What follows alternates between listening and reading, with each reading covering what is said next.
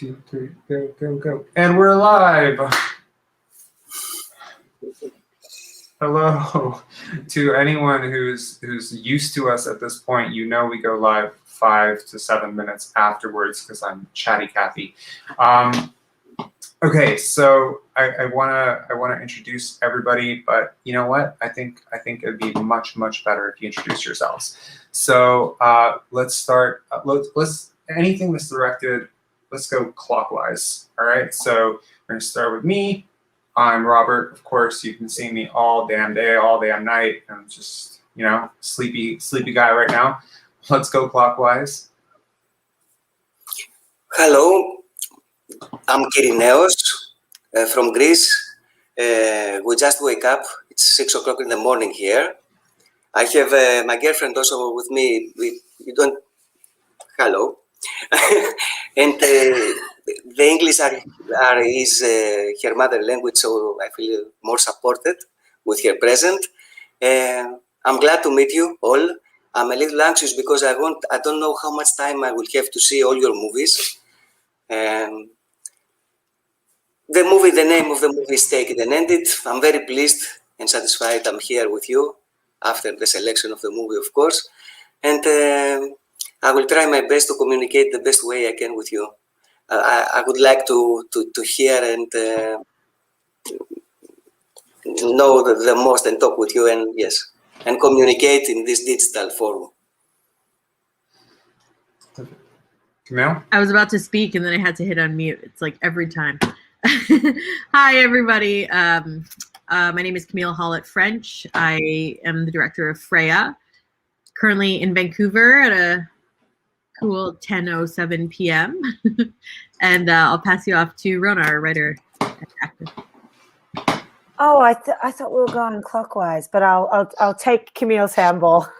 Yep, I did mess it up. Sorry, guys. That's okay. Hi, I'm the other half of Team Freya. My name is Rona Reese. I wrote, starred in, and executive produced Freya. And Kirineos, just got to say, mad respect for being a part of this in a second language. Like, just the fact that you were able to communicate at all is so amazing. And anytime I travel to somewhere where people speak English as a second language, I always just feel like shit. So just know that right now I kind of feel like shit that I'm not speaking a second language. So good for you. And I'll pass it back to Michael. I will second Rona on for Kirineos. So that really, thank you for being here, and I appreciate that a lot. And your English is great. Don't worry about it. You're doing fine. Thank you for being here. I'm Michael Alexander Uccello. I directed The Man Who Became Everything.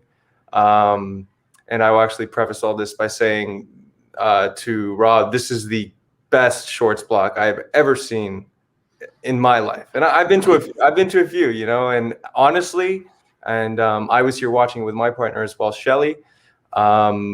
We were stunned by the end of it. This is everything I wished was longer, and that's what makes them so great, is that they weren't, as long as a feature, let's say, but honestly, the best shorts block I've ever seen in my life. So thank you. We've been getting a lot of that today. The Story of Everything block, people thought we put a 2 o'clock block just as a throwaway. Like, we just put a whole bunch of shorts that we didn't care too much about at 2 p.m. on a Friday. And I was like, do you really think we would put our hashtag behind films we didn't believe in, and that we would select films that we didn't believe in? Are you crazy? I think every film at Pendance this year, I'm so proud of the short selection. I can't even tell you. To be perfectly candid and honest, last year we dropped the ball on shorts programming, right? Like, we didn't get enough submissions. We didn't, it didn't get as much focus, and it's such an essence of who we are as a film festival, right? Because I think that shorts filmmakers often do get buried at 10 a.m. and get slotted against features. And I think that it's a defiant act to program a block of shorts at a prime slot on Friday night or on Saturday night, you know what I mean? But it forces people who only have that slot available to watch films to watch shorts. And I think that by watching the short filmmakers that we've selected, and I said this to the Story Over Everything blog, and I'll say it to you guys as well, the questions that you're asking are great questions. You know, I picked up on this theme first year Pendance. I don't know if he's watching here, but Kalanathan Kalachelvan, who's gone on to become a really fantastic filmmaker, and he was one of the first filmmakers we selected at Pendance. And he was asked on the red carpet something about what he was driving at, and he said, "We're just asking questions. We're just asking questions." And I think that that is such a hallmark of great filmmakers, that they're always asking and exploring ideas and thoughts, and it's a personal thing, right? So I do want to play a little trailer for anyone who's joining us who may not have seen all these films, to get a concept of what Michael is calling the best short block he's ever seen. Let's check this out for a second.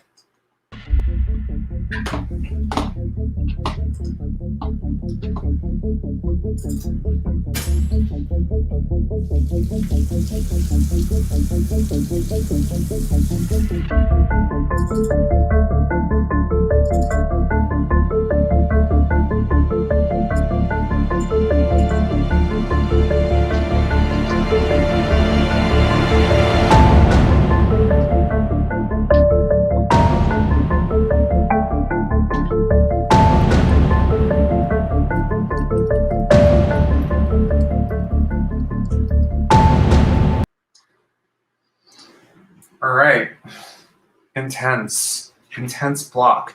Okay, so I wanna open up the questions with Kieran. Can you please help me with the pronunciation of your name? And unmute yourself. Okay. But even in Greece, I have an amazing problem with people because it's a very unusual name. So I'm used to hear a lot of names before the right name or pronunciation of my name. So I can really feel when you talk to me. Whatever you say, I will understand you are talking to me. So Kirineos is the right pronunciation. Okay. Kirinos. Okay, because you know you have in your email, if I may share, you have KIR as your name in your email, and it confuses the living crap out of me.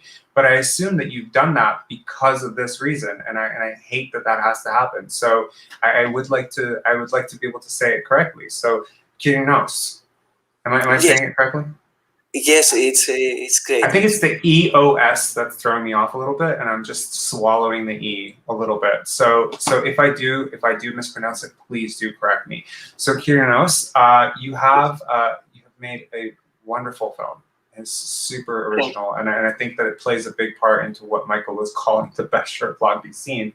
So your film is derived from a novel called Everything Works Fine Against Us. Yeah? Yes. And what are the challenges of adapting a novel to script? And how can you inject elements of yourself into it? That you know, how conscious are you about remaining faithful to the source material, and how much of it do you feel free to explore?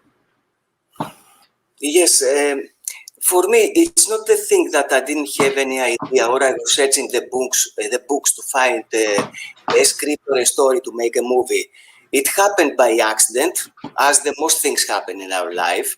I didn't have in my mind. I just read it, and I felt it like it was mine. I didn't. From the moment that I read it, I felt like I have to do that movie. I would like to do that movie. So immediately, it's like instantly you do it, like somebody collaborate with you to give you something you were searching and you didn't know it was there. So from the very first moment, you feel it like it's yours. And then what happened now with that writer, Yorgos Kabardonis, he's a very well-known writer in Greece. I didn't know him before, of course. And some years ago, you know, in Greece, I don't know how many directors, Greek directors you know, but we have Theo Angelopoulos, Thodoros Angelopoulos, and we have also Pantelis Voulgaris. I don't know if you know that name. And he had done a great movie based on another book of Kabardonis 30 years ago that it was like a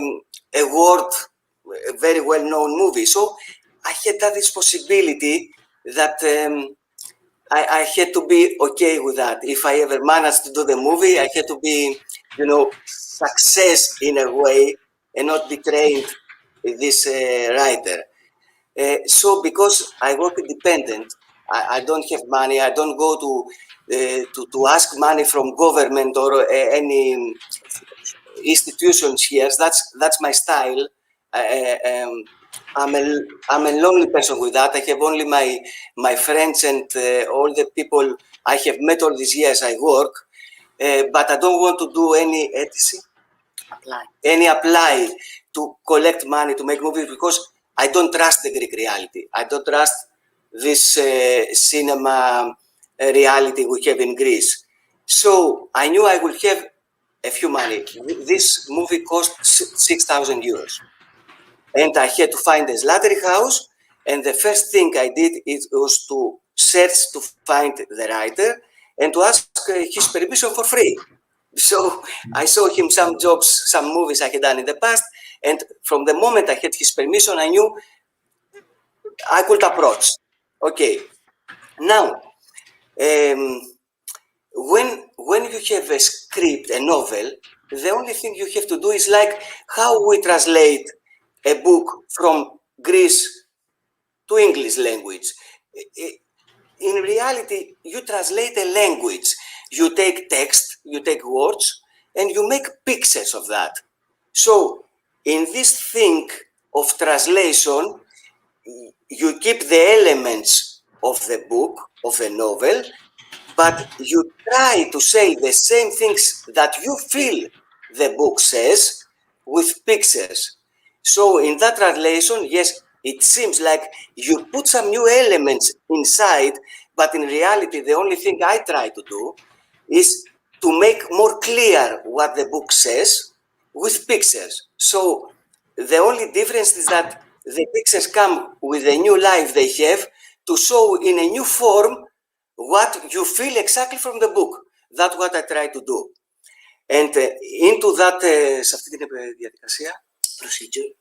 procedure, maybe it seems like the movie has 1-2 new elements, like let's say the dance at the end of the movie, the music theme, the music scene, where the slaughter guy goes out of the slaughtery house. That's something that didn't exist in the novel. But for me, it was existing because I find out in my way to say the novel clear and obvious, as I had in my mind, with pictures. So yes, I kept the line of the writer till the end. I respect it because that's how I felt from the very first moment I read the book.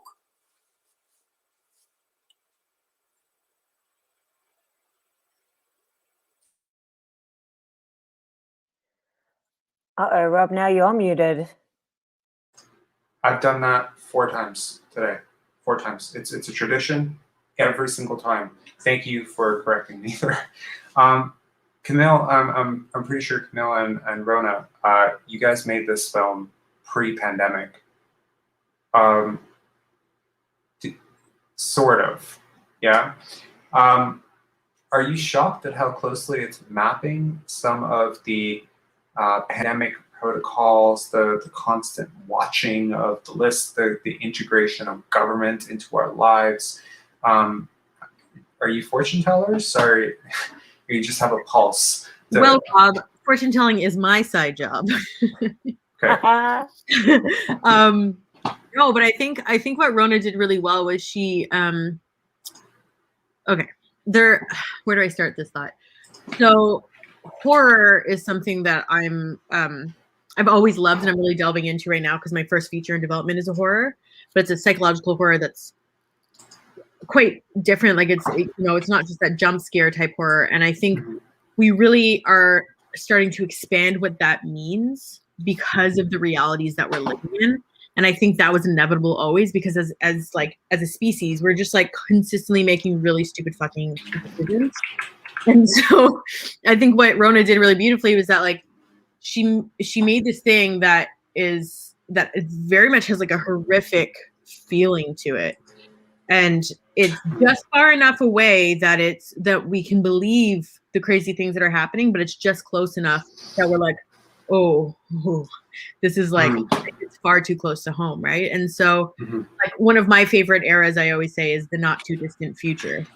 And so yeah, I don't know. It's like it is surprising, but I mean, I don't think anybody could have imagined really what would have happened because of the pandemic and how processes have changed. I don't think anybody could have really imagined it, you know, until we're here. But so basically, it's a surprise and not a surprise at the same time, you know.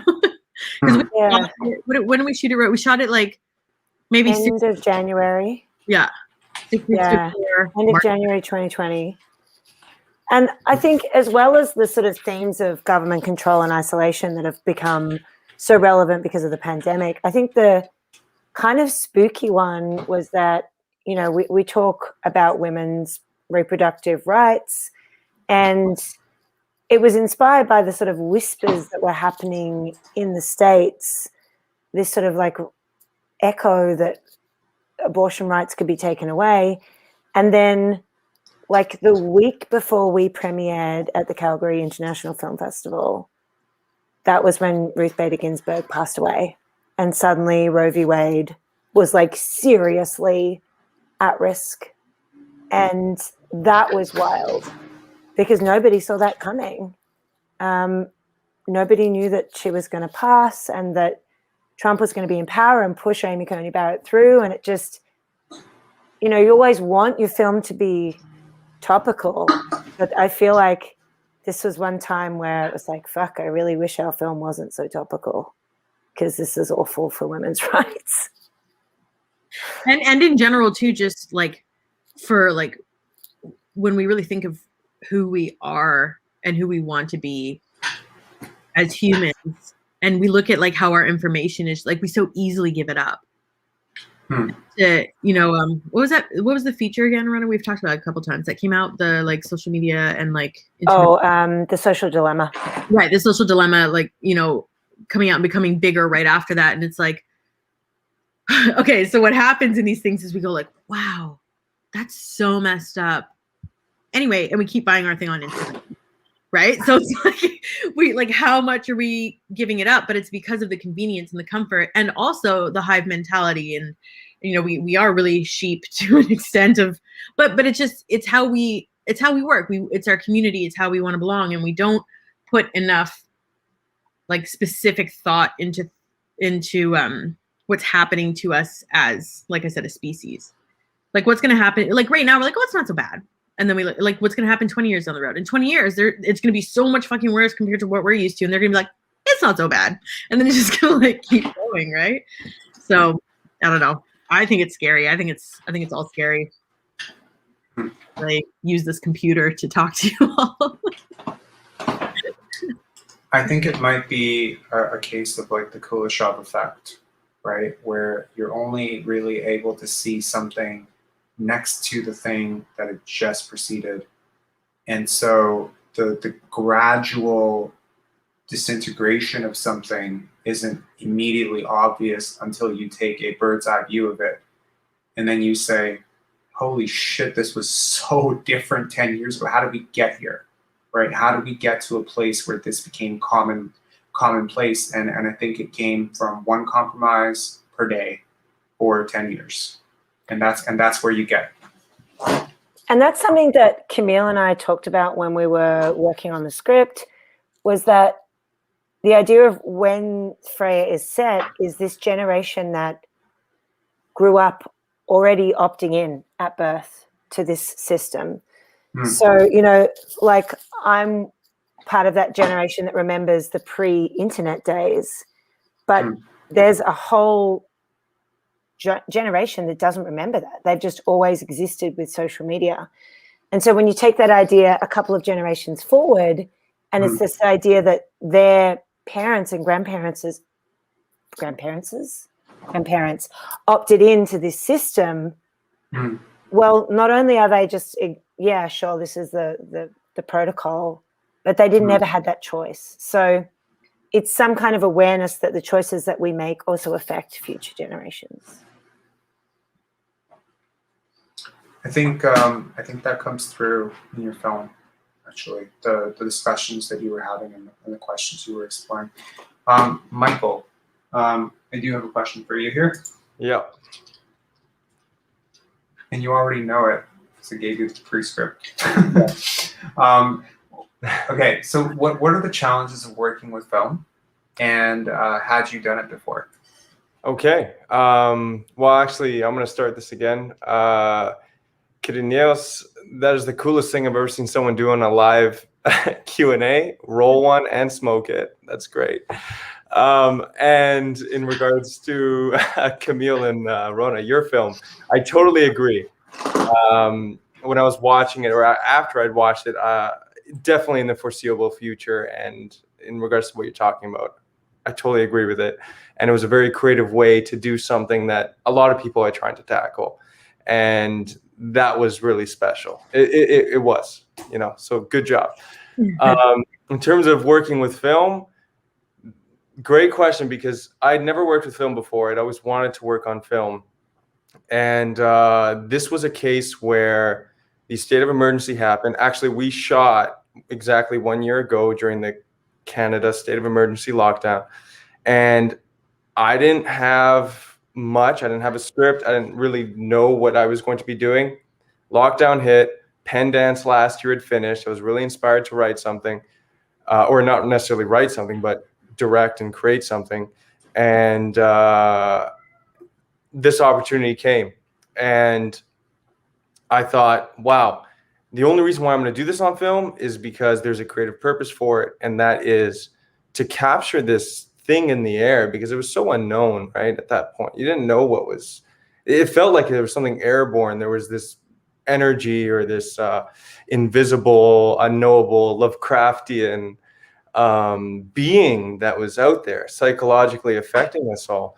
And I thought film was the only way to truly capture it physically through the camera, and didn't know how to use it. My cinematographer had only shot maybe like one fashion video, and obviously he's done photography film, but we had no idea what we were doing, to the point where we sent it in for development, and we thought all of it was out of focus because, again, we did not know much of what we were doing. We did as much research as we could. We wrote it, shot it. Pre-production, development, and production took 10 days straight. That's it, 10 days. And so we had zero experience with it. It was very difficult. We had a limited amount of film. Everything was basically done in one to two takes, and no sound. And we needed light. So we spent the whole week, rewriting the script with Barry, and then location scouting with Alexi, my cinematographer, basically finding places with large amounts of light and rewriting according to our locations. So it was a very intuitive process. Yeah. That is, you know what? There's something to be said for the limitations that we work with and how they inspire the craft. You know, and knowing. You know, there's quite a few films actually at Pendance 2021. What did I just, like, 2019? 2019. Yeah. Wow. Yeah. What year am I? What year am I in? 2019. Wow. What a dream. Right. And at 2021, there's so many films on film. I think this, we talked about a lot of records. We achieved gender parity on our feature films for the first time ever.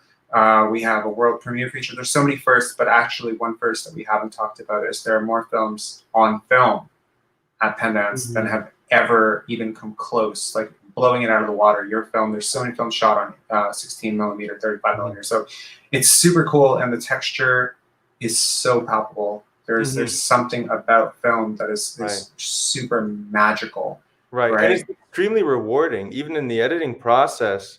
Myself and my editor, Sevag Aksu, there were parts where it edited itself. And again, because you're doing 1 to 2 takes, it's just, and I always shoot chronologically. That's just how I prefer to shoot, of course. And things would edit themselves. It blinks to white and it pops up to your frame and you're in, because you better be ready to roll, and that's an action. It's not you're speeding and you know, you're waiting for people to get ready. No, we only have this much film. So when I say action, it's action. And it edited itself for a lot of the case. And yeah, and the editor did a great job at putting it all together psychologically. So it's so rewarding, but very unforgiving. I will say that.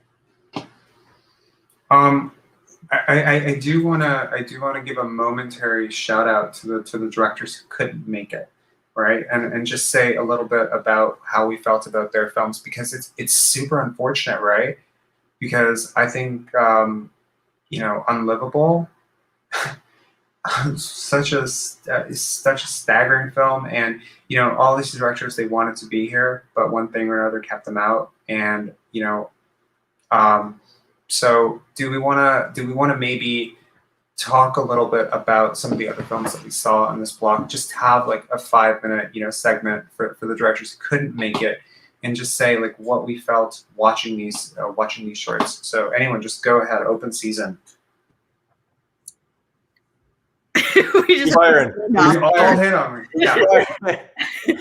Yeah, you I first. mean, I'm a fan of Carlota anyway, but There Will Be Monsters was just a phase. She'll be on tomorrow. So Oh, she's in 2 blocks. So we decided to give her the more Spain-friendly block. Right, that makes sense. To actually show up, and she'll talk about her film there. So Carlota is not one of the people who couldn't make it tonight.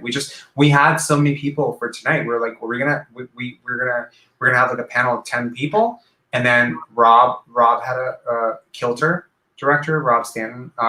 He couldn't get out of the shoot.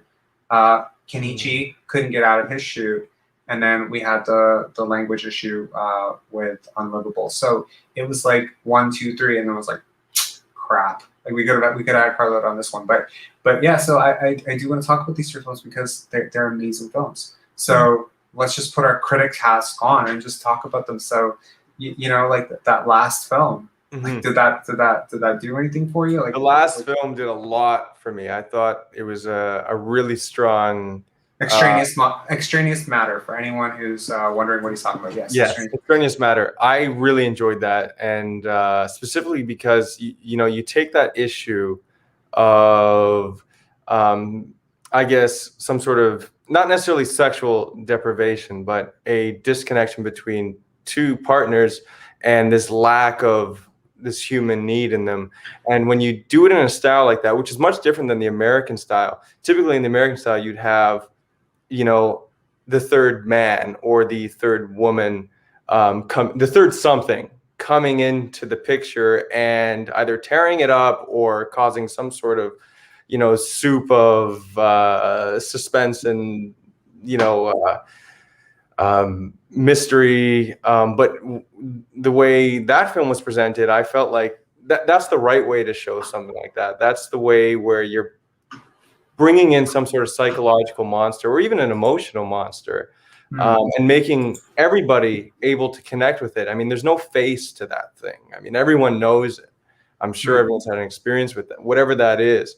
And there's a lot of things that come afterwards. And I appreciated the thoughtfulness of the actress in that film, where you're actually able to think with her and be like, you know, have I been in this situation? And then you look at her thinking and you're like, yeah, you know, I think I have. And this is very uncomfortable, but it's one of those things where it tethers you, and exactly what it did.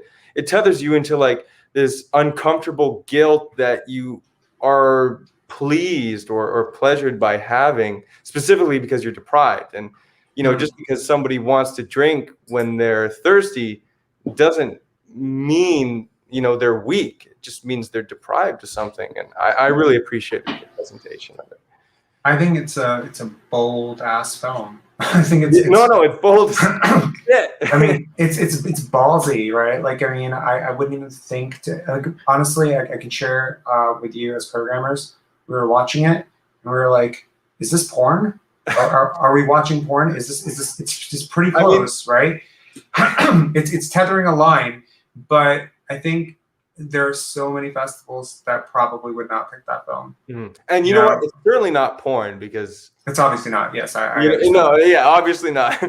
We were joking. That's art for sure. No, and I mean, you know, there's so many things that hold a film out of the festival circuit from, you know, oh, it might not go well with our audience. This stirs up too many things. And one of the things that we try to be at Pendance is completely apolitical. Yeah. Right?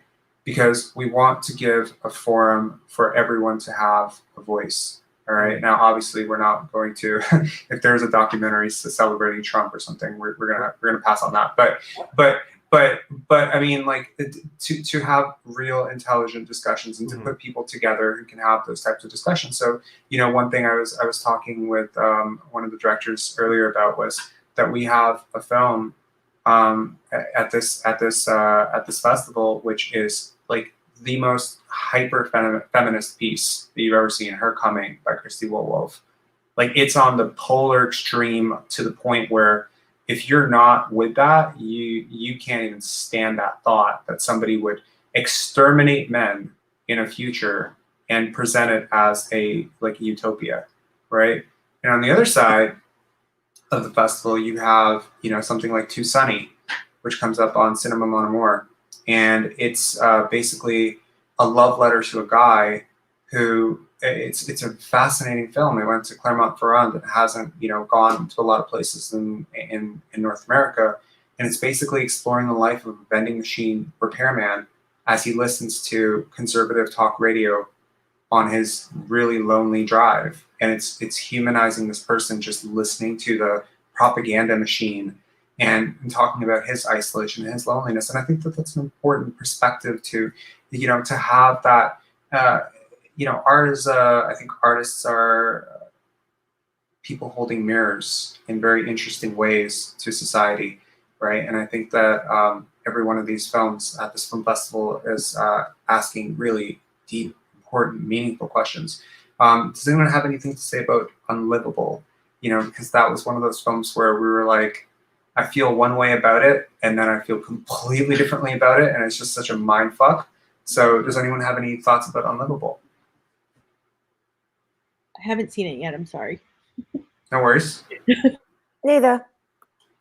That's okay. Michael? But I'm very excited. Unlivable is, I really enjoyed it. For me, I mean, I'm trying, and I was watching with my partner. So my partner being, you know, you have the female viewer, you have the male viewer, and you know, you kind of, as the story goes on, you start putting pieces together, and we're all putting different pieces together in our heads. And I mean, I don't read synopsis before I watch a film. I don't watch trailers, as I had said. So I kind of go in there raw, and so does she. And so when we were thinking about, you know, what had gone on, I had really appreciated first of all, the acting in that film. I thought was A1. I mean, like, top notch.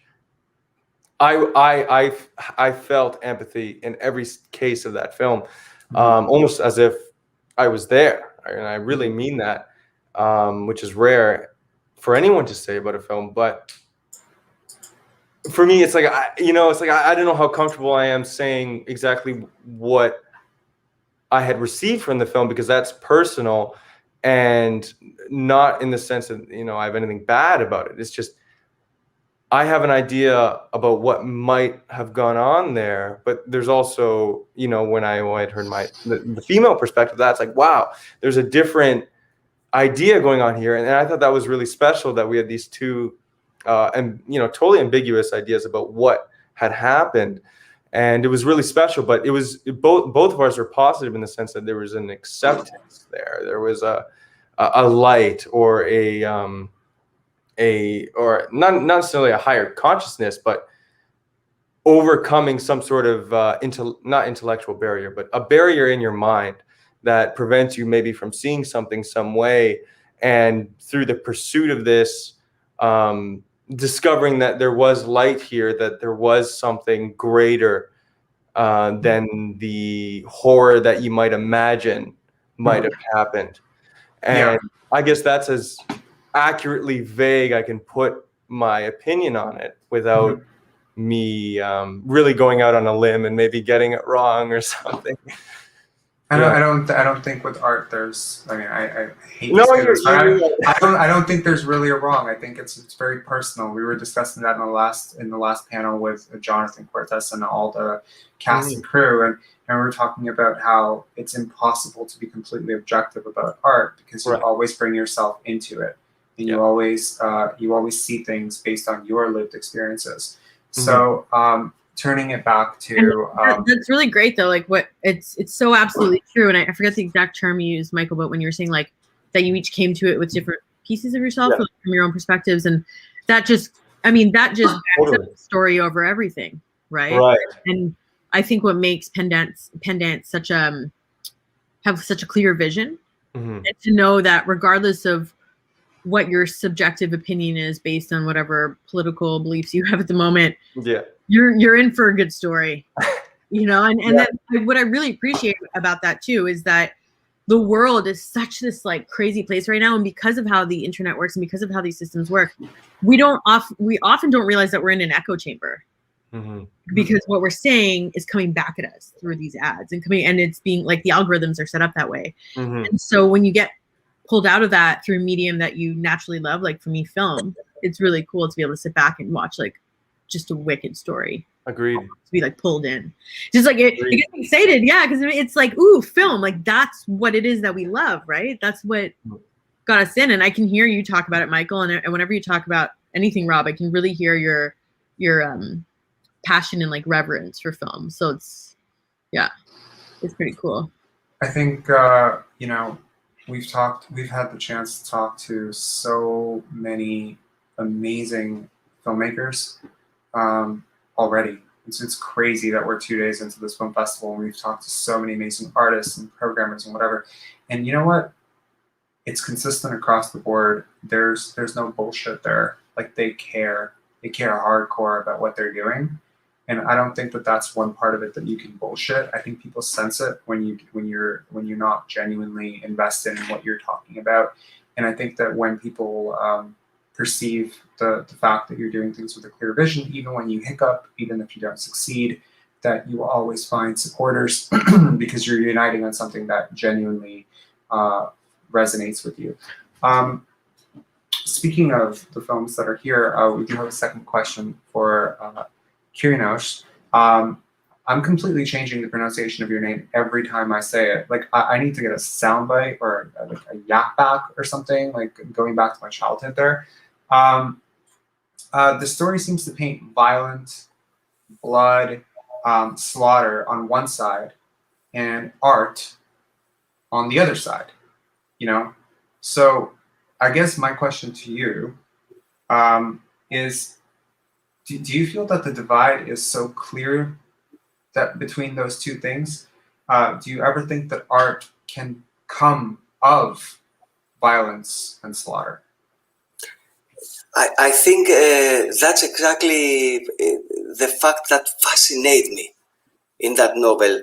I really believe that violence and art is the two basic elements of how human race has approached till now, the whole human history.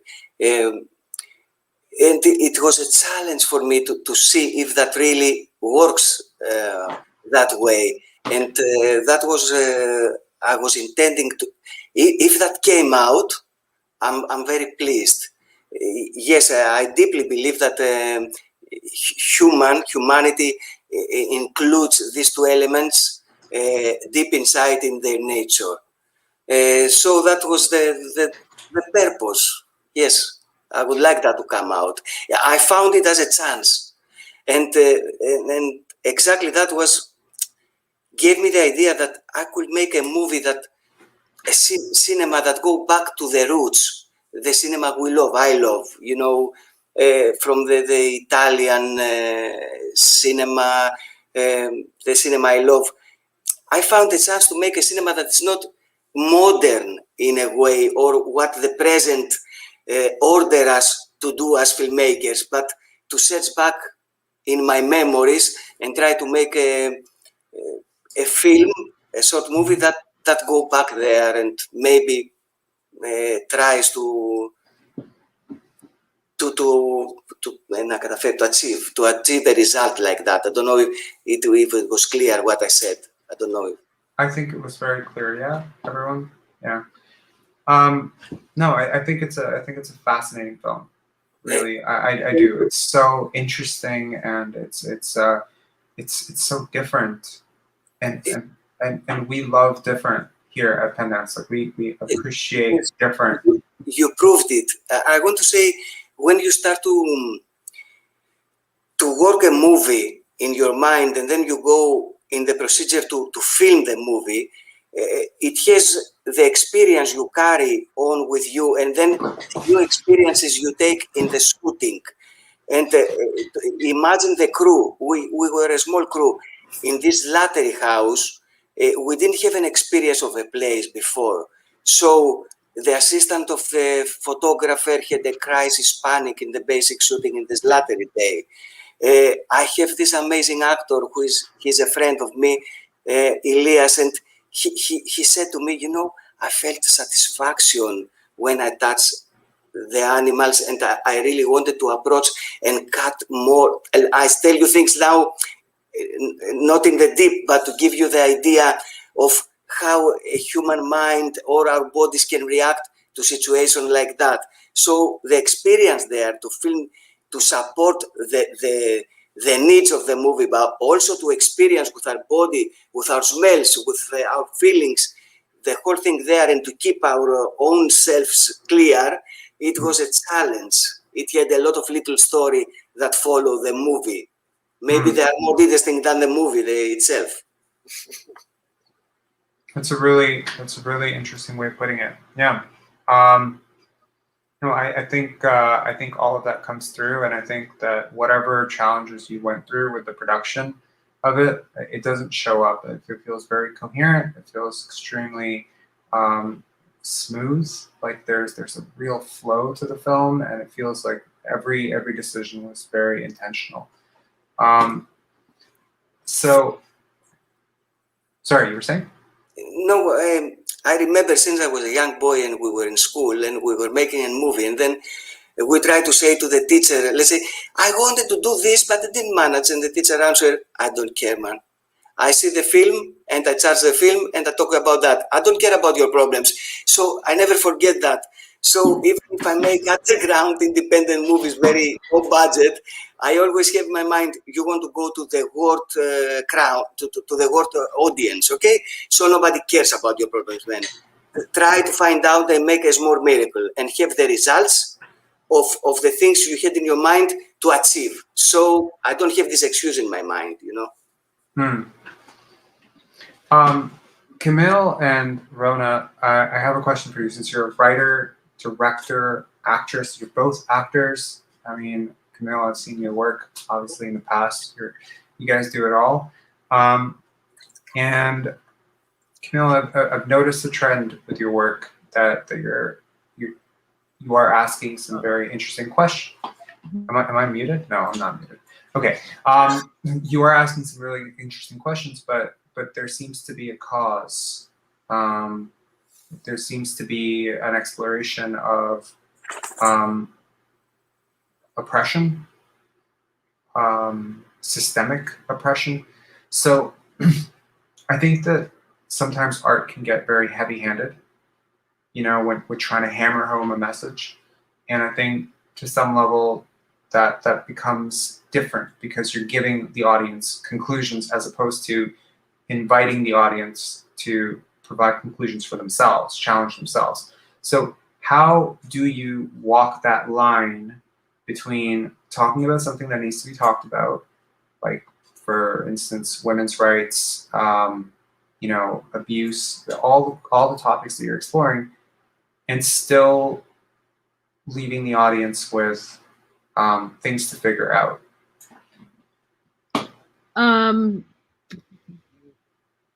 It's a big question for 10:50 p.m. 2 glasses of wine in. It's 1:50 a.m. over here, so only 2, Camille. Only 2, really. I'm a lightweight now.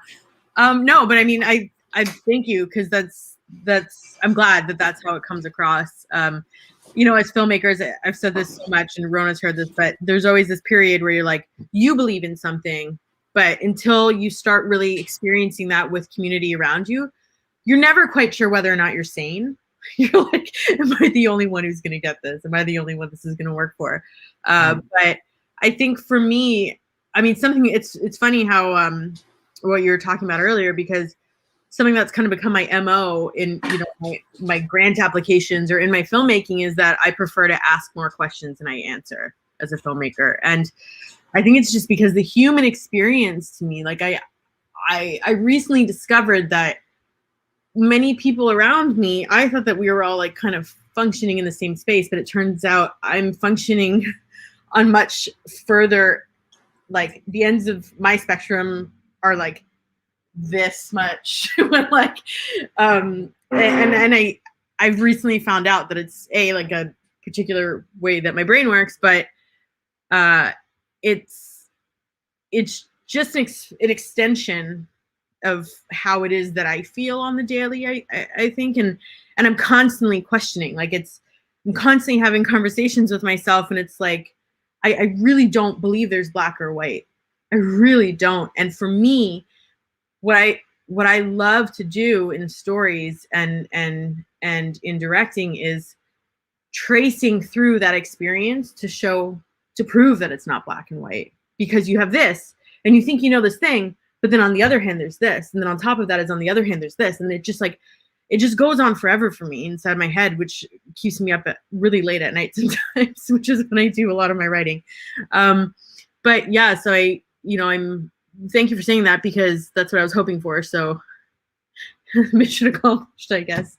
But yeah, I don't like those neatly tied up stories, because nothing in my life has ever been neatly tied up. And there's a place for it, and there is an audience for it, and I don't judge that whatsoever, but I just cannot resonate with it, because when I see it neatly tied up, I'm like, yeah, okay, so what?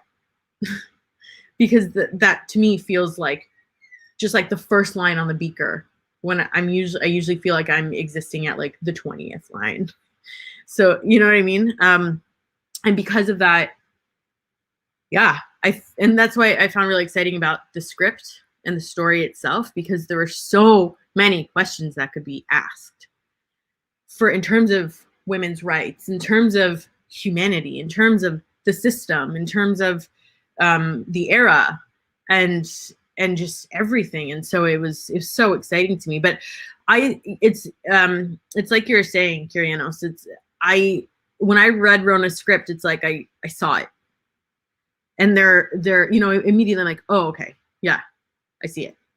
Whereas there are other scripts that I've read, and it's like you struggle to see it. It doesn't mean that they're good or bad or whatever. It just might not be for you, because of the pieces that we bring to it of ourselves. And so when I saw it, like visuals are such a big thing for me, and how I write is I see the scene before I can even put it down on paper. I'm not sitting there trying to work through the muck, trying to create something. It's like I don't write until I see it, because otherwise I just feel like, what am I doing? Like I get so stressed out. I'm like, this is so inefficient. I don't want to last night actually I wrote a feature film because there's like all these ideas. Okay, not the script, but I wrote like a breakdown of the 35 scenes, and it was like all these pieces of all these different ideas that I'd been like kind of just what's the word, like brewing over the past like 3 years, and I thought there were different pieces from all these different stories. And then I had this like moment. It was so okay. So I recently made a film about endometriosis, which is a chronic illness that I was diagnosed with in 2016. And in a Facebook group, there are a lot of support groups, and I was talking to a woman who she was looking for advice about getting a COVID vaccine when she was immunocompromised. And then this woman kind of was like, "You're an anti-vaxxer," and she wasn't. She was just asking questions. And so I started talking to her, and then she nonchalantly slipped in that she was on a wait list for MAID, for medically assisted, I forget what the acronym stands for now, but medically assisted, somebody help me out, aid, medically assisted dying with, oh my God, I don't know why I don't remember what the acronym means, but, and it was just this like reality for her that she just like she's living her life, but also just waiting to die for when she you know, her number is called because she goes up the wait list. And it just like having this conversation with her, and it was like it all just kind of came together. But it wasn't that I was medical assistance in dying. Thank you. It wasn't that that I was like trying to write that story. It was that I was trying to understand certain elements of the human experience I didn't realize over the past 3 years with this particular theme. And then it all just like, I was like, oh, now it makes sense. You know? So it's not like, it's not like just sitting down and being like, oh, I just wrote this thing in a night. It's like, no, I've been like working on that in the background for 3 years, you know? I don't know if that answered your question. I'll just keep talking until you stop me. I'm working on it. I'm working on it. We haven't stopped anyone all day. I'm like the worst moderator, but also the best moderator in that way, because you know what? I'm like, we have artists on here. This is such a rare occasion to get to talk to people. I've been hermiting a lot of the year, so I haven't had a lot of these opportunities to talk to people, and it's super cool to just let someone go on, you know, and just go. And like, some people are like messaging me in private, like, are you gonna stop this person? They've been talking for like 8 minutes. And I'm like, but they're so freaking interesting.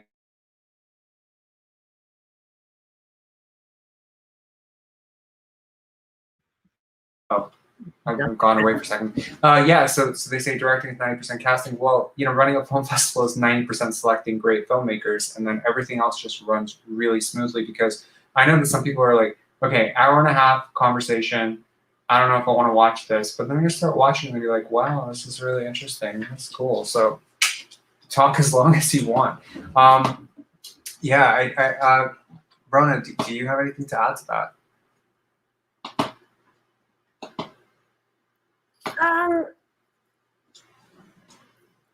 I mean, you did write the script. Yeah, I think I didn't. Sometimes when you write something, you don't realize what it is that you're writing. And I think I realized maybe halfway through production that this was a protest film. The original script was quite comedic. And I think, like most of us do in our everyday lives, I use humor as a deflection mechanism. And I think that's what I was doing in that first draft of the script, is I was talking about this, you know, these really serious topics about our bodies and our relationships with sex and social media and technology. And I was just like throwing in jokes because that's what I like to do. And then it's funny because I feel like if you read that first script and then watched the final cut of the film, you'd be like, whoa, fuck, where did that come from? Because there's definitely still some comedic moments. Okay, keep that train of thought, but I just have to tell you real quick. Somebody the other day was to me like, she's a woman, a colleague and in Women in the Director's Chair, which is a great organization here. And she was like, oh, Freya, yeah, I loved it. It was so funny. Which we said, like, with so many people, like, it's really interesting to see who finds it funny and who's like terrifying. Anyway, sorry. Yeah. No, it's interesting. Everyone definitely has, it's a unique experience that everyone has when they watch it.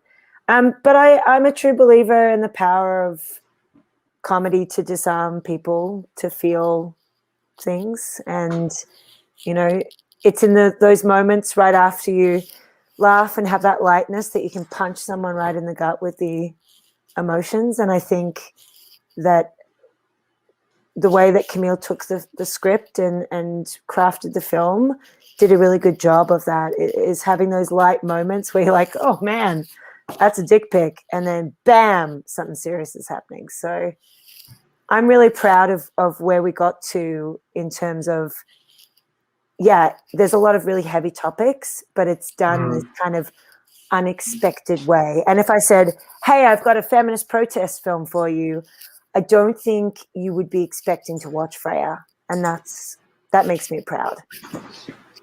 Honestly, I think it was really funny.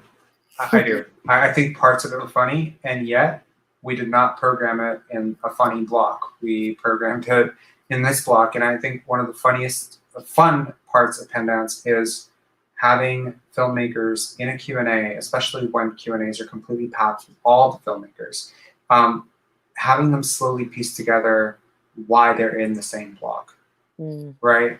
Like why is Freya being put with all these other films? Because at the surface, it doesn't seem like all the other films, right?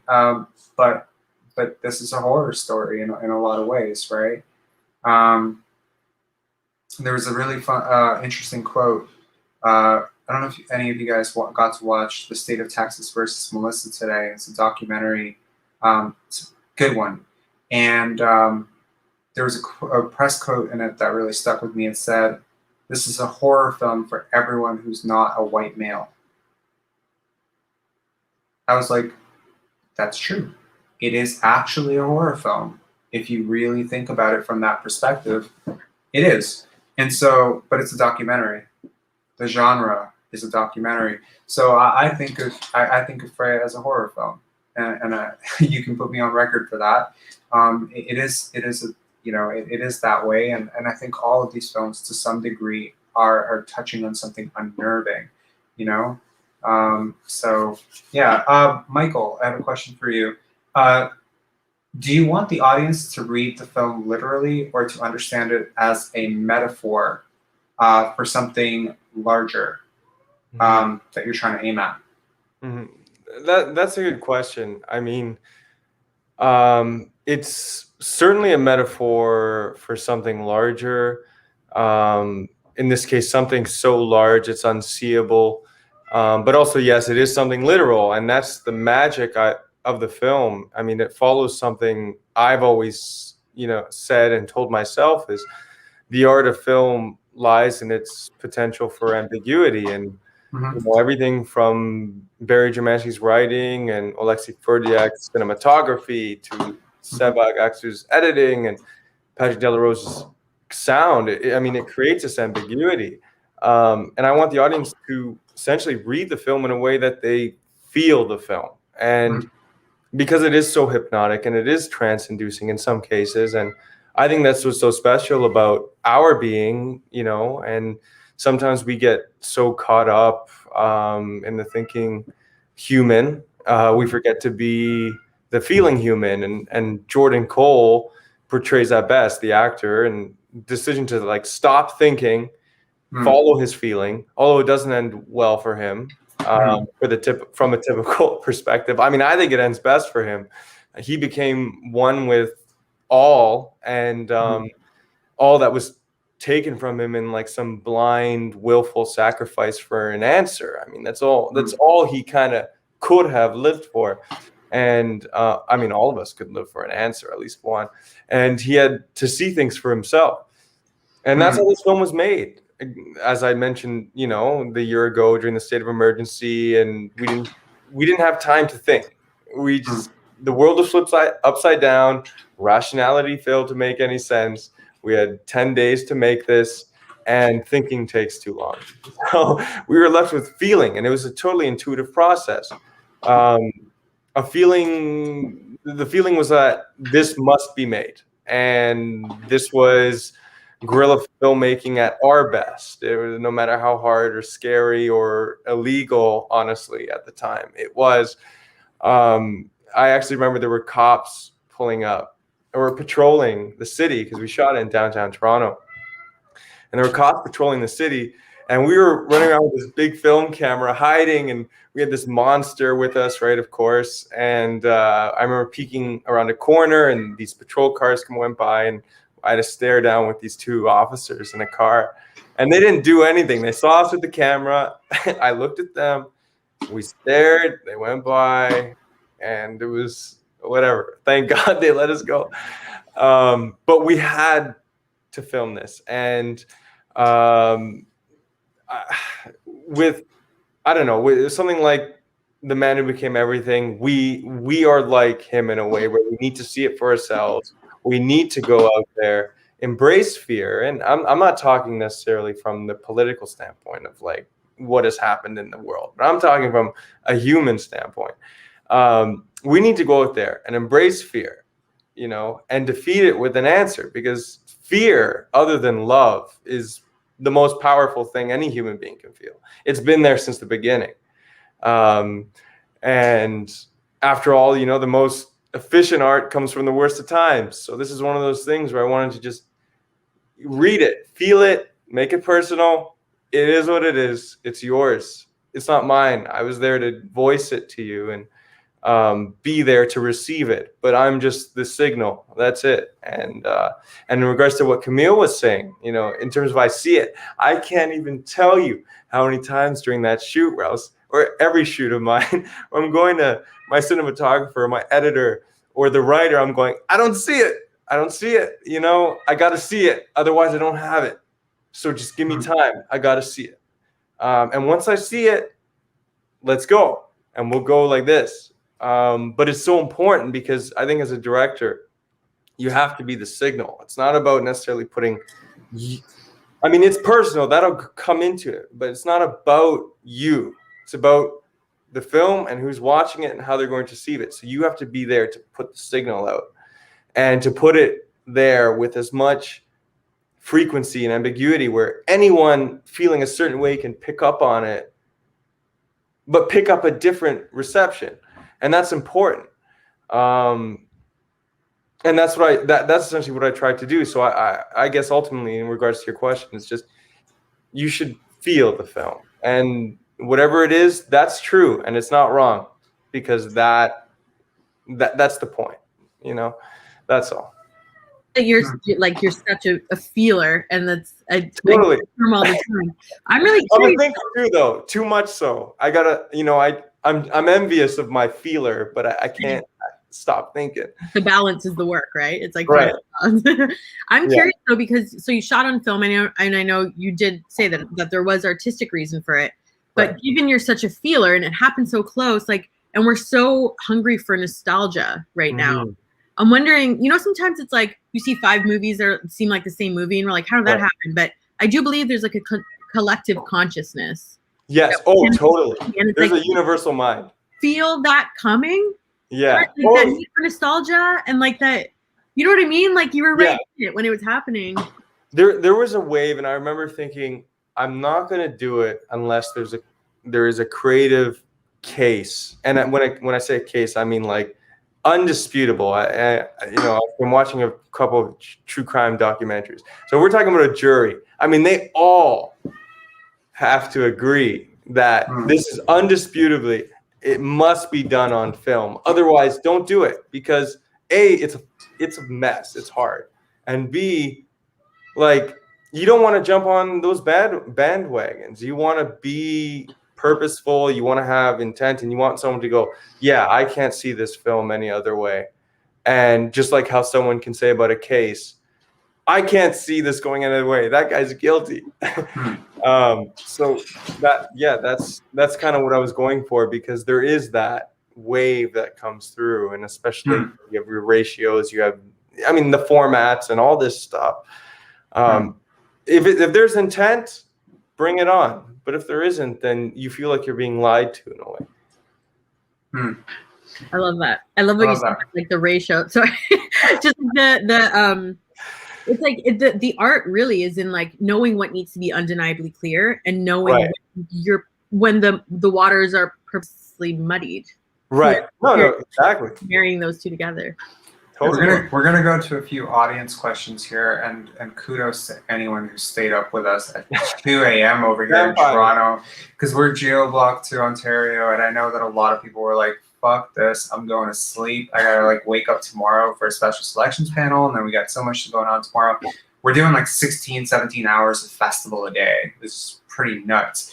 But we do have one here from how much of Greek cinema is reflective of Greek culture, society? Is there counterculture? Do you understand this question? Τι λέει, πόσο από το το Greek cinema, το ελληνικό σινεμά, πόσο αποτυπώνει την ελληνική κουλτούρα. Και αν υπάρχει και μια κουλτούρα εκτός από την ελληνική, δηλαδή υπάρχει και μια άλλη κουλτούρα, αντικουλτούρα αντί για την ελληνική.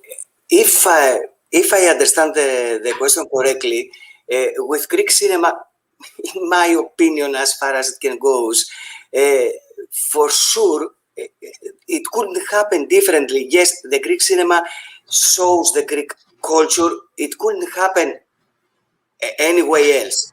But we have the same thing as probably in the world cinema happens. We have what of the Greek cinema is up, is on the level.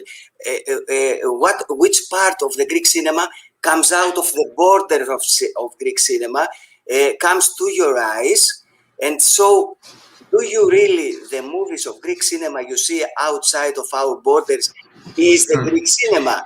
I want to say here we have the chance to know the creators and to search and to know better the Greek movies we love, and we think they are very close to our culture and they are honest. They show exactly all the experience of the people who live in this country, and they have the possibility with their art to give it out and to communicate it. I want to say, and that's what I do the last years with the cinema I'm searching to find. I'm searching the national cinema and all the deep hidden movies of all over the world. You saw Romanian came out the last 15 years, and they have really fucked our minds with their cinema, and they do cheap cinema, you know.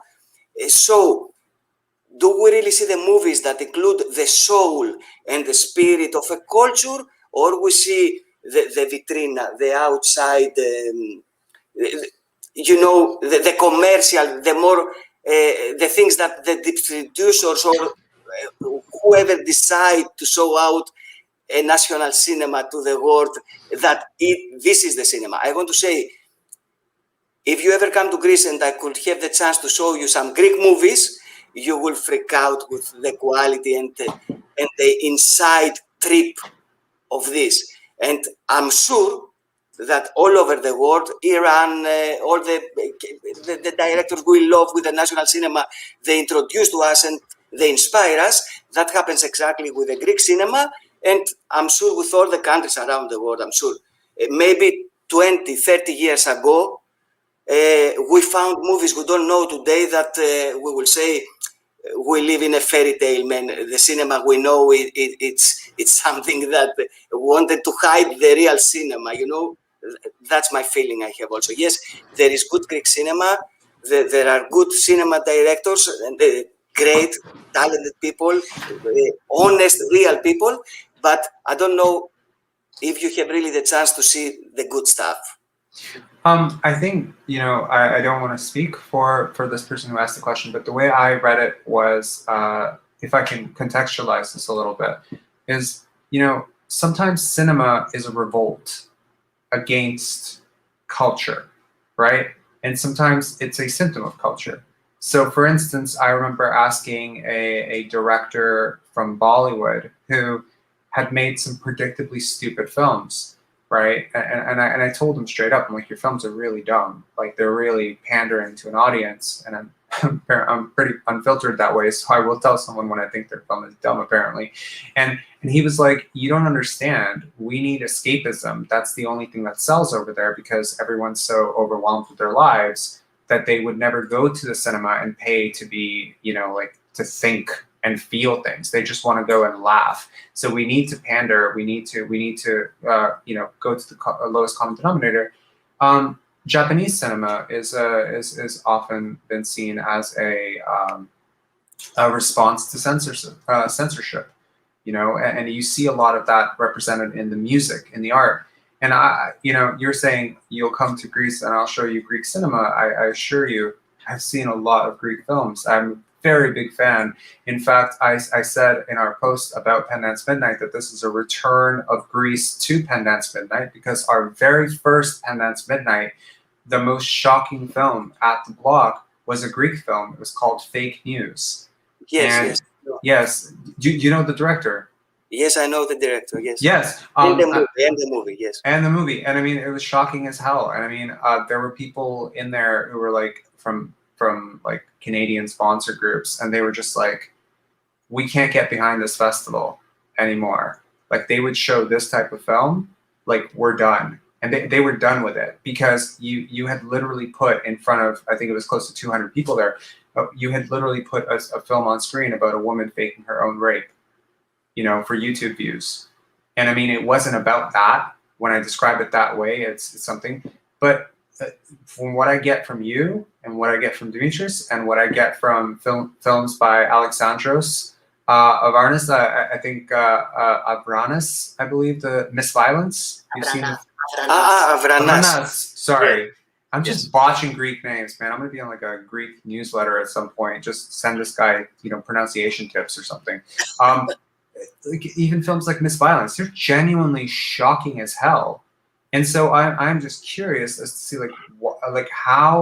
what is the response? Is there political suppression happening in Greece that the artists are revolting against this? Is there some sort of social repression? Is there some sort of artist movement? I mean, we have seen this in Iran in response to religious suppression. Yes. We have seen this in France, right? We've seen this in so many different countries. So I'm wondering if there's something special happening in Greece that the rest of the world needs to know about because we're not in Greece right now. So I think that's the question. Is like, is it a revolt? Is there something happening there that artists are responding to? Yes, for sure it couldn't happen that way. You know the Greek history the last 10, 15 years, okay? We had all this financial crisis. Okay. And the society and the artists were the artists generally, almost 1 million people in Greece, they were put in a line like future dead people. They had to find new solutions to support their existence.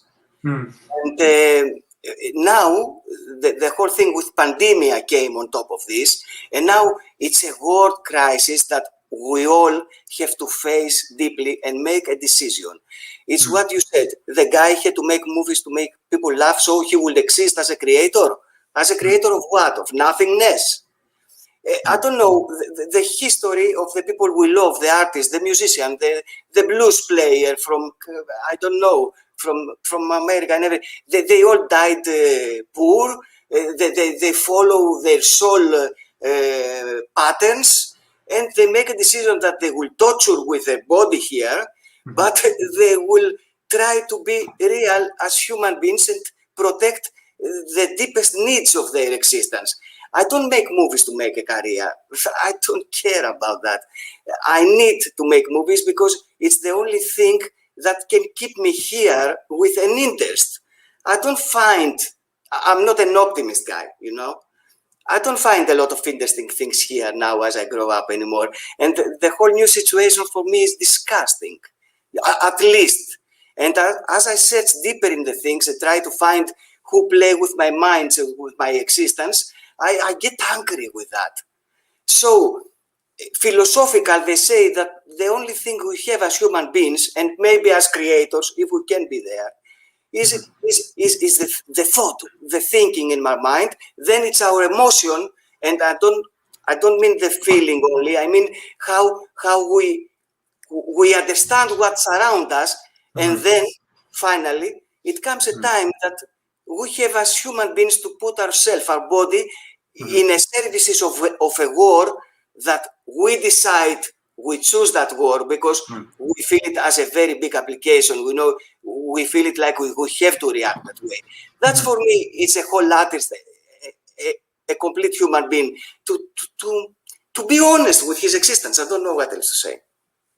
So that shows to the art also, if you have that characteristics. No, I completely, I sense that in all of Greek cinema coming up, like there's a frustration with things and a movement to try and challenge. There's a contrarian attitude towards Greek cinema, which I really like. This question comes from Sela. Freya felt so personal to me. One of the best shorts I watched all year. Wow, we were just glowing with compliments today. Best short I watched all year. Best short block I watched all year. Love it. All right, Rona, where did the idea come from for you? Sela, thank you for the very generous compliment. I shall take it and put it in my pocket for times of self-doubt.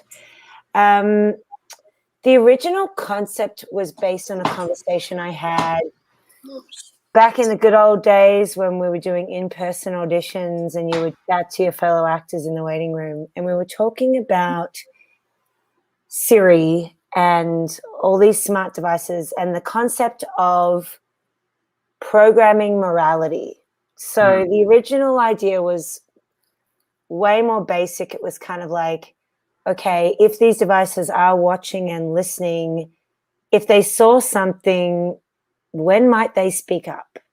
So the original concept was like it was a couple and there was like cheating going on, and it was just, the stakes weren't high enough. And then as I explored this concept of all these devices in our houses becoming smart and linked and collecting our data, the concept of the toilet collecting your information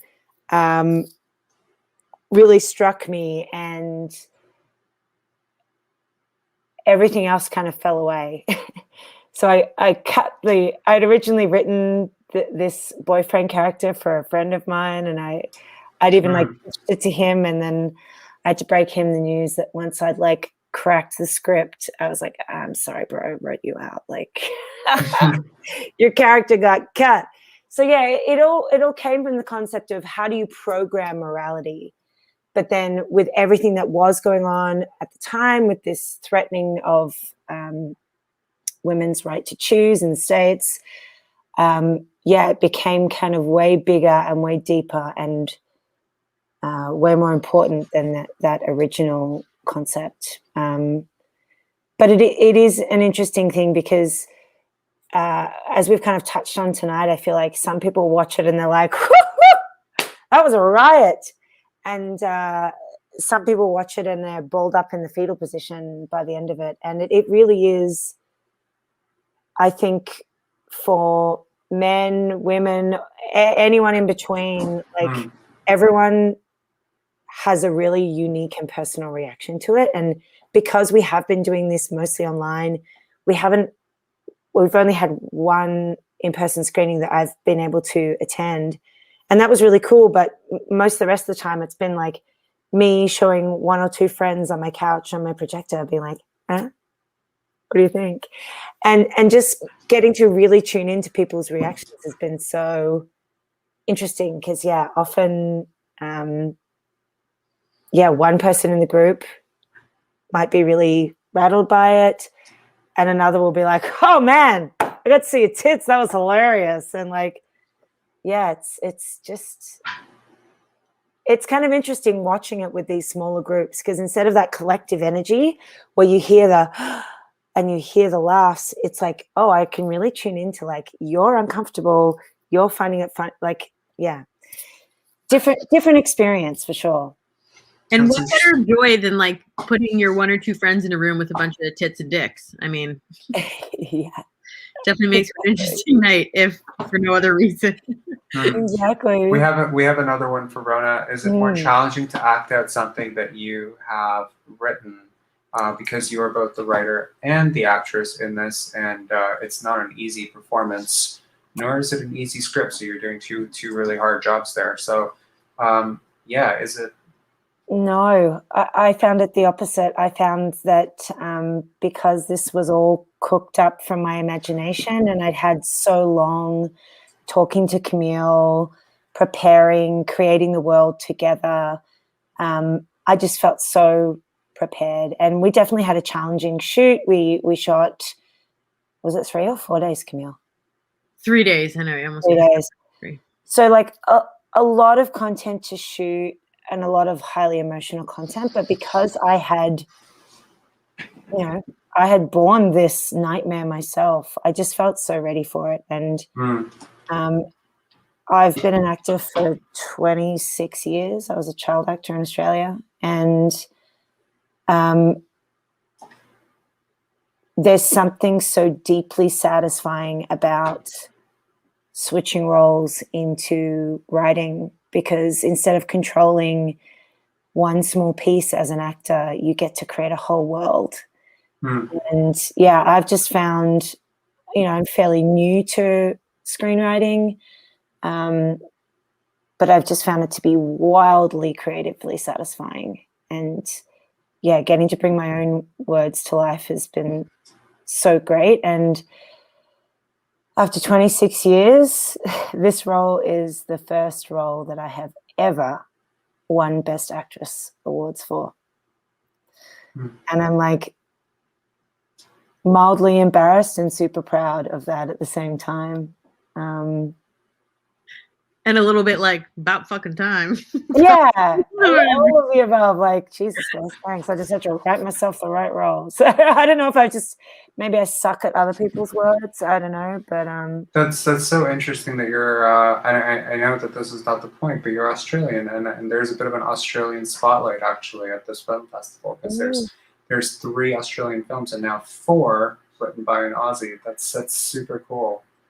Yeah. We got a lot of creativity on that big island. Australian films are fucked. And sorry, I keep hearing it. That's loud, right? But in a good way. And like, I think it's just, there's such a unique, like, rawness that I've always loved about Australian filmmaking. Well, you're aware of tomorrow's Through Her Eyes short showcase? Yes, that is on my, tomorrow Yeah, it's amazing, and there's 2 Australian shorts in that, The Listening and Peeps, and they're fucking amazing. Sweet. They're so cool, and I mean, and actually on this block as well. I mean, and now I just realized that because Kilter was Australian by Rob Stanton Cook, and now this is a you guys can consider this an Aussie Canadian co-production. It's just like beef up the budget there, you know. Okay, we have a final question, which is, Michael, I saw your film at okay, grammatical error there. I saw your film at Dreamcatcher at Pendance last year. This feels like a more mature film, more adult. Are you exploring different questions? This is a great question. I actually appreciate it a lot because Dreamcatcher was made in 2017, I believe, and I hadn't made a film for 2 years. And now, mind you, Dreamcatcher was made in 2019. Apologies. So I'm not the only one screwing up the years. Okay. Yeah. I want to put that on the record. We're both 2 years off. Shot in 2018, and I hadn't made a film since Dreamcatcher for about 2 years. And that's a long time. I mean, I was focusing on other things. I was writing features, co-writing features. Do you want to tell everyone how old you are, just so people have an idea exactly? I mean, you can keep it secret if you want, but like, I think people don't realize like how old you are, because I didn't realize how old you are. Right. I'm 23 years old, and so this is actually ties. Look at Camille's face. Just look at Camille's face. That was a perfect reaction to that, because you got the big thick beard. It's the beard. I've been growing it, and I cut my hair. And the wisdom.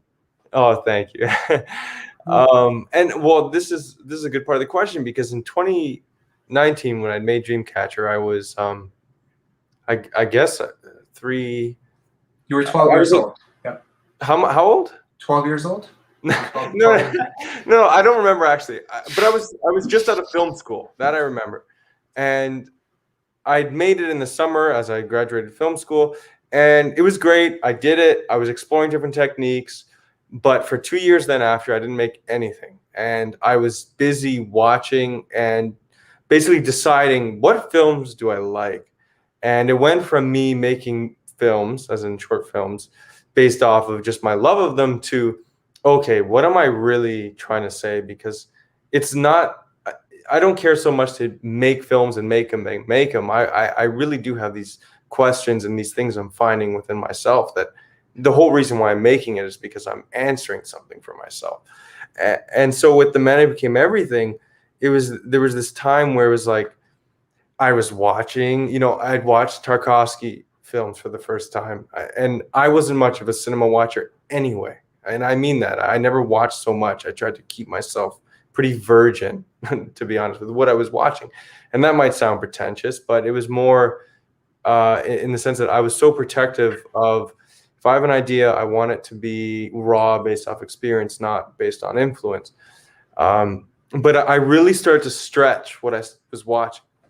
And this changed my whole perspective. I didn't think that watching more would open it up so much. And this comes, I guess, in the maturity sense and growing up through the film. that 2 years, you could see, and I'm glad you noticed the difference. You could see the difference in, hey, is this guy watching films because he loves them, or is he watching them because he's watching them? And that's what changed in that time.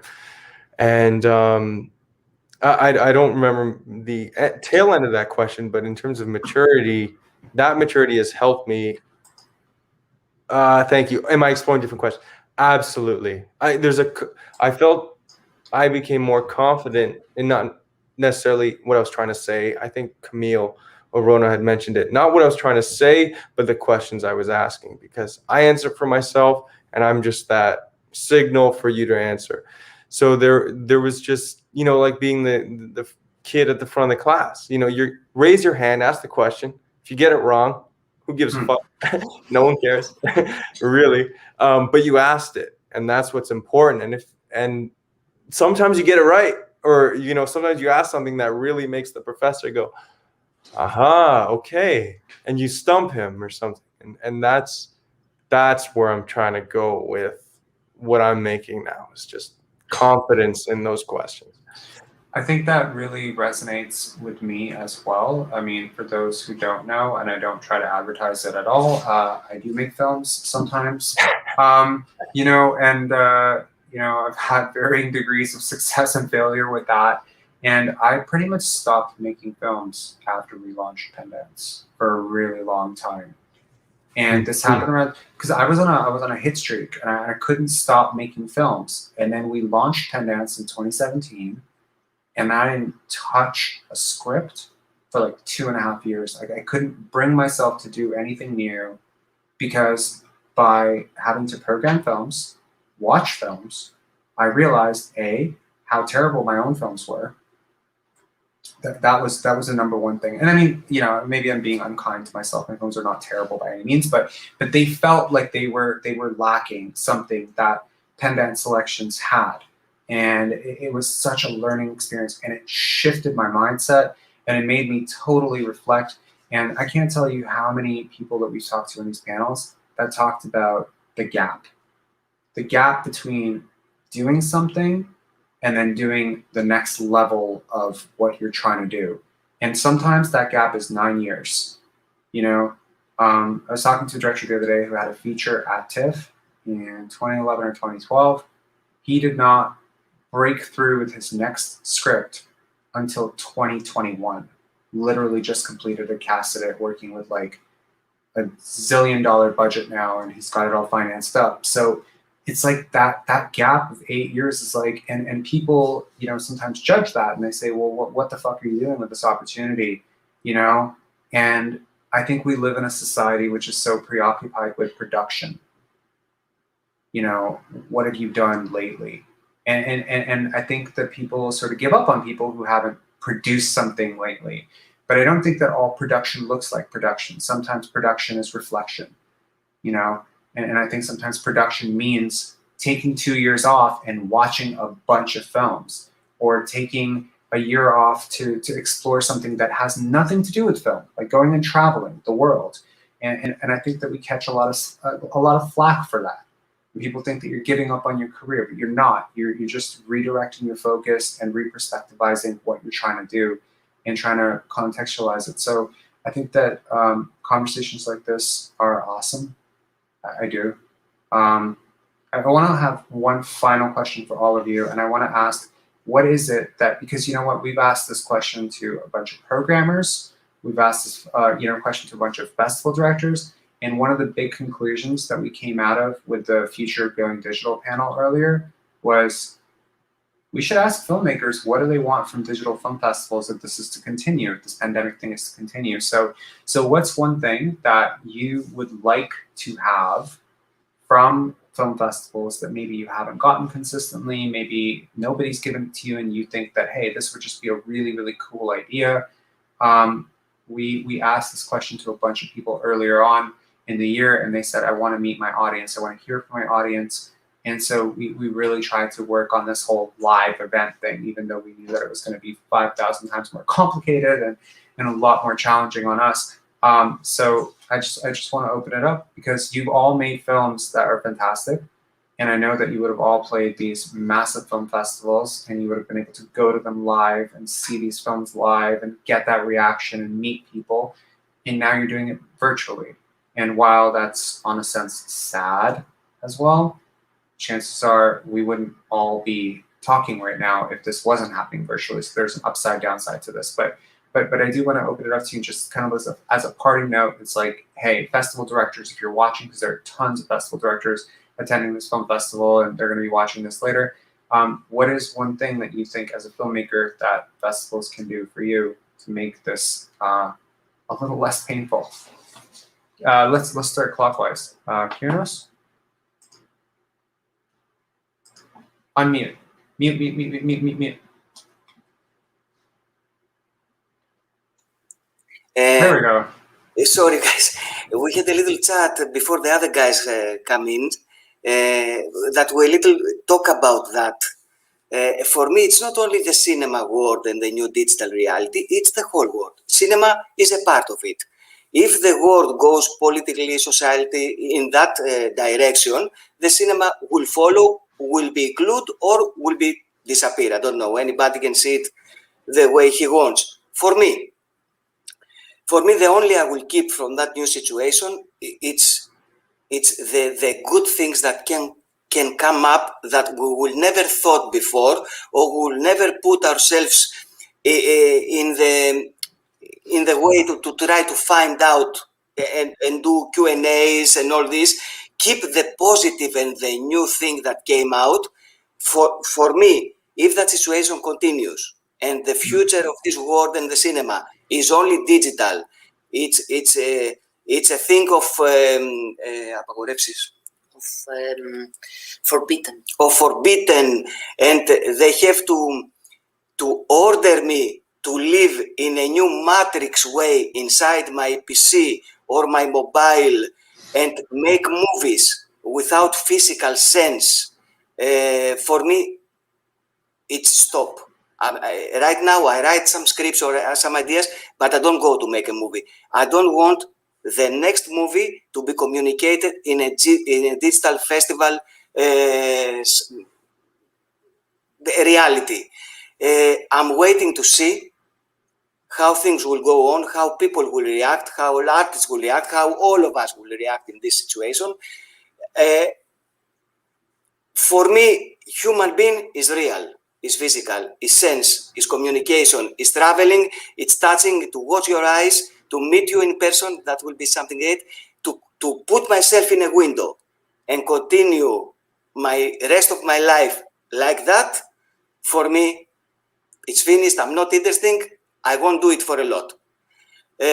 So I'm very curious to see how reality will go, how humanity will go. So cinema will follow, and I will take my decisions as I will feel again.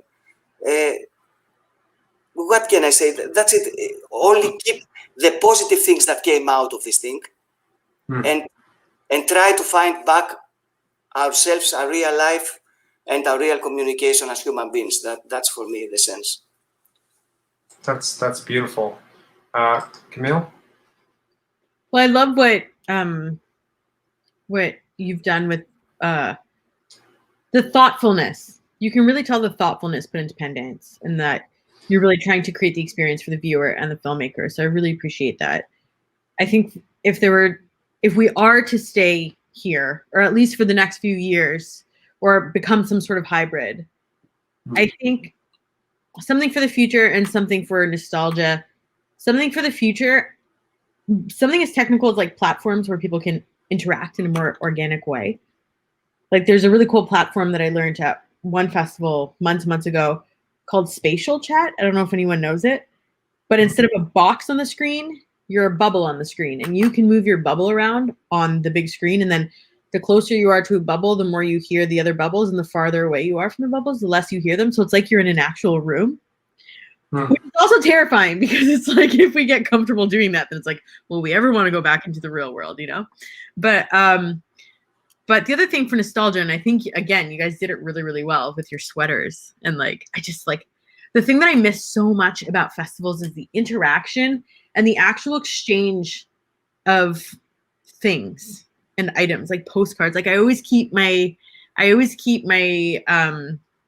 what do you call it? Like my lanyards, and I always keep my, okay, in short, buttons. Buttons.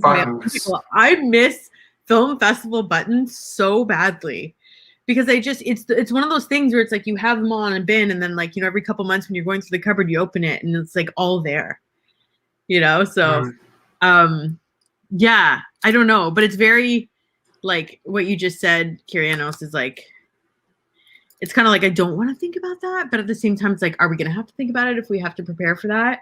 We already know we're never going to go back to what it was, and we have to find a way to create the new thing, even in person. Like it's just we're never gonna. There's just too much trauma around the whole experience, and like societally and individually, and I don't know, but whatever you guys are doing, just keep doing it, and I think the answers will keep coming because.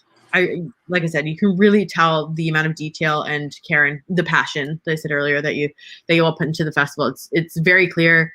Pendance so far has been like one of the best festivals that I've been to in terms of personal interaction with what we have to deal with right now. So thank you also, because we love being here. Rob, I've been trying to get into this festival for like 3 years, so I'm happy to be here. I'm so happy to be able to interact with all of you and Michael and Kyrianos. It's been amazing. Thank you so much. That's funny, actually, and then that's actually true. It's actually funny, and it's actually true. And it pains us sometimes when we're not able to select a film that we really, really, really like. And it happens every fucking year where there's a film that you feel really strongly about, but it just doesn't slot and it doesn't fit somewhere, or it's already played in the city or something like that, and it just. So this, one of the things I will say this year is an advantage of the pandemic. It's weird to say it's an advantage. We've had longer blocks. We've had longer short blocks.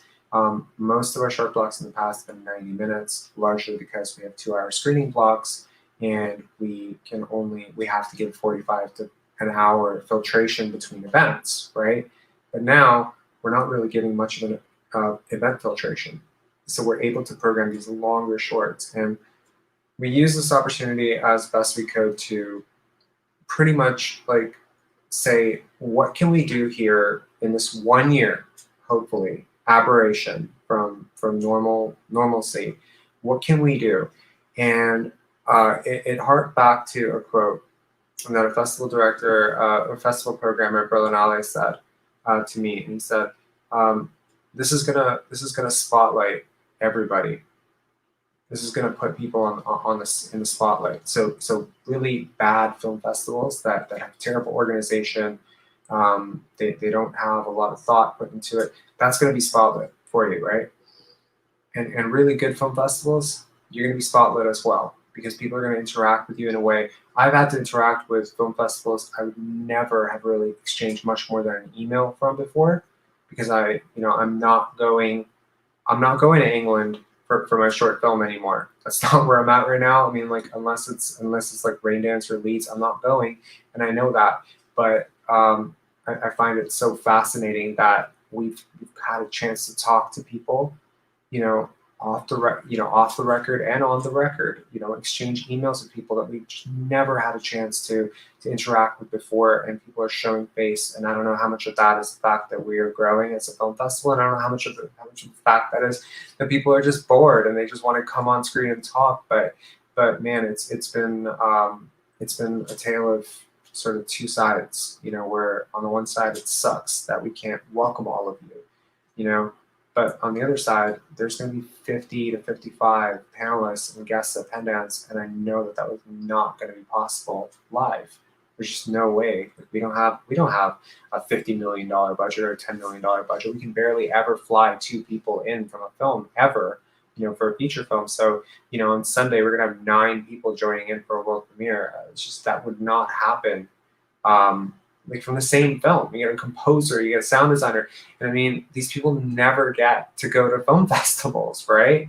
because at most they're flying out their two or three main cast, the director, the writer. That's it. It's like 5, right? So it's gonna be cool. So we're just, again, we're using it as a 1-year sort of thing. Michael, sorry to ramble off here. Michael, what do you think? And then we'll go to Rona, and then we'll say goodnight. Again, jumping on Camille, what she said, it'd be great to have those things that we would get at festivals. I mean, whether it's through some sort of mailing service or something, but to get the lanyard, to get the buttons, this would be nice. It really would be, because I keep all of them, and I'm a very sentimental person, and they mean a lot to me. And also what Danielle said, like, the film I'd made for, The Man Who Became Everything, that was, I mastered it in 5.1. That was a theater experience. If you hear that in a theater, you hear that surround sound, it's a different movie, okay? And I mean that, it's different.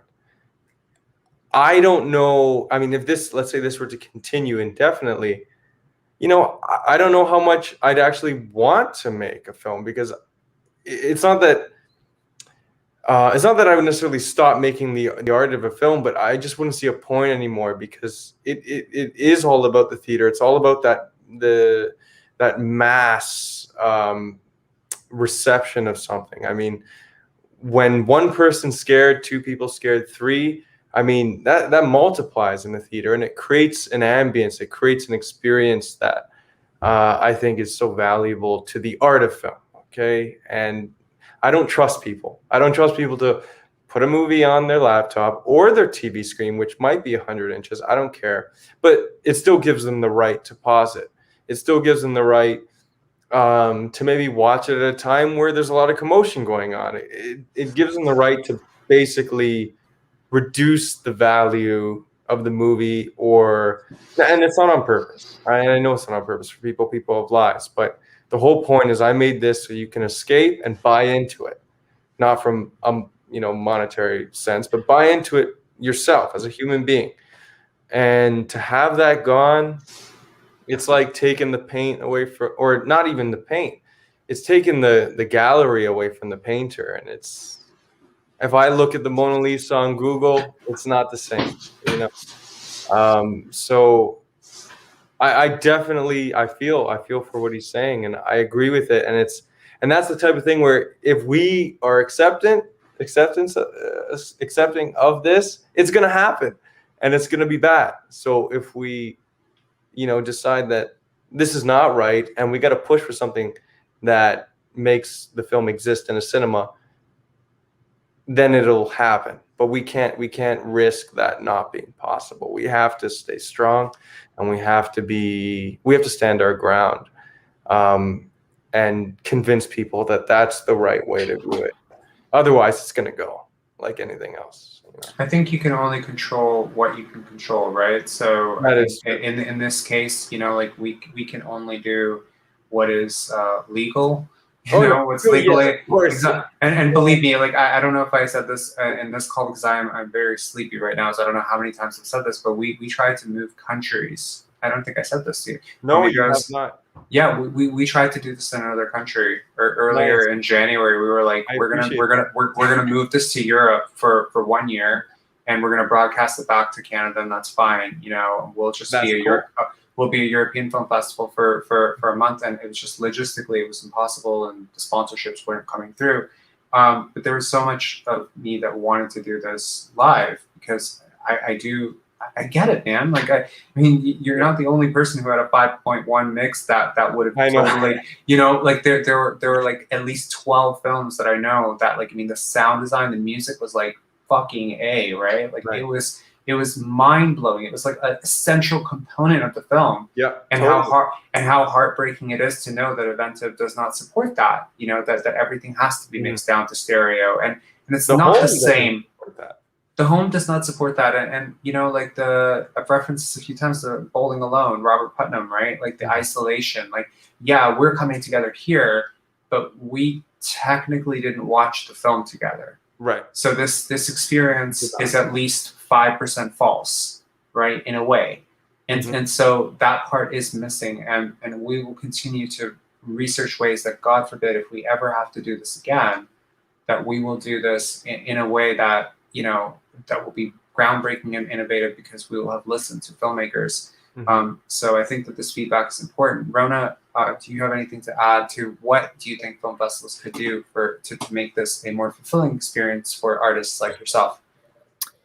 Yeah, I mean, it's tricky because there's so much screen fatigue in everyone's lives. So I think if, you know, an in-person screening is a cultural experience, it's an event where people who wouldn't usually go to a film festival would come along because it's a chance to be with their friends and dress up and eat popcorn.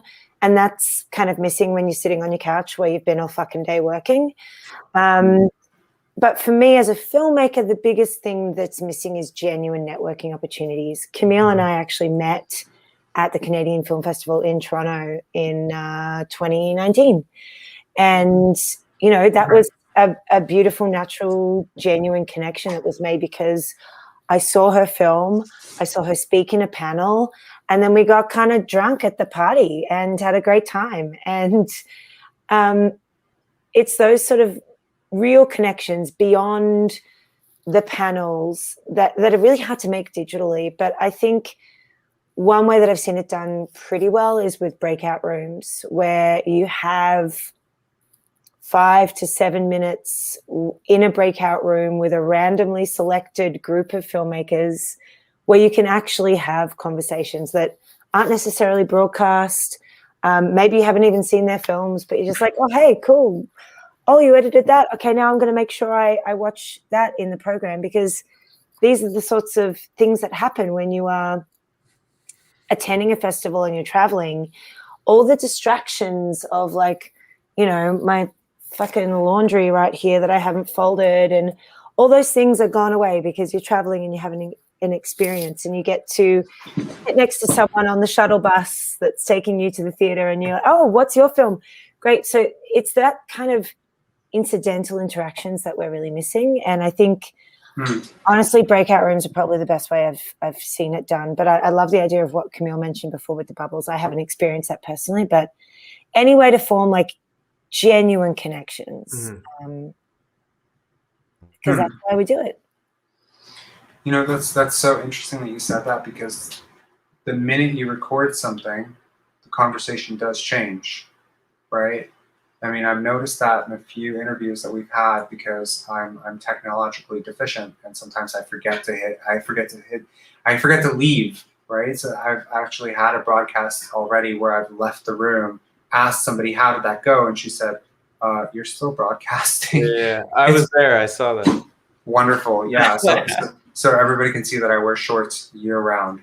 But it's so interesting that you said that. And so I'm kind of curious, would you be interested if Pendance was able to do a 10-10-10 type of thing, where we were able to host 10 filmmakers off broadcast? Because one of the things I'm realizing, as I was saying, is that we have been having these fantastic discussions the minute the camera ends, right? The minute we go end broadcast, and sometimes it just happens where just two people end up in a room, and we're like, how'd that go? And then it breaks into something like, you're sure we're off, right? Can I say this? Can I say this now? Holy shit, you know, and it totally changes. My goal, of course, has always been to have those types of conversations when the camera is on, regardless, because I just have no filter anyway, so I don't fucking care.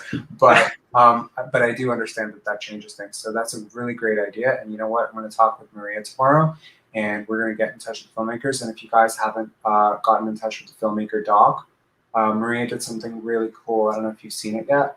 Have you guys seen it? Yeah, I saw it. Yeah, she's put it in the same place where the questions were, where there's it's like that. Yeah, she was really passionate. She was like, man, we took so fucking long to do this. Can we make it look kind of cool? And I was just like, go for it. So I know that that's not necessarily the same thing as having it face to face, but what I would love to be able to do is to make sure that you guys are able to meet each other in a meaningful way, and to talk to each other, because I would stand behind every person selected to this film festival. And I can't tell you how many times I've heard a story about, oh man, we just produced this feature and it started as a conversation at Brooklyn Film Festival in 2015 between two people, or And I think film festivals have to be that. And if we're not that, we won't exist. So we're going to work tonight. We're going to come up with an idea, and we'll call it the Rona Plan. Okay? All right. Love it. Yeah.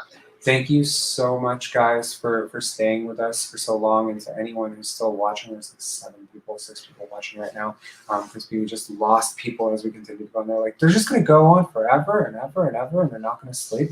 But thank you to everyone who asked questions. Thank you to everyone who watched these films. And thank you to all of you for being part of Pendance. Michael, thanks for being part of Pendance again.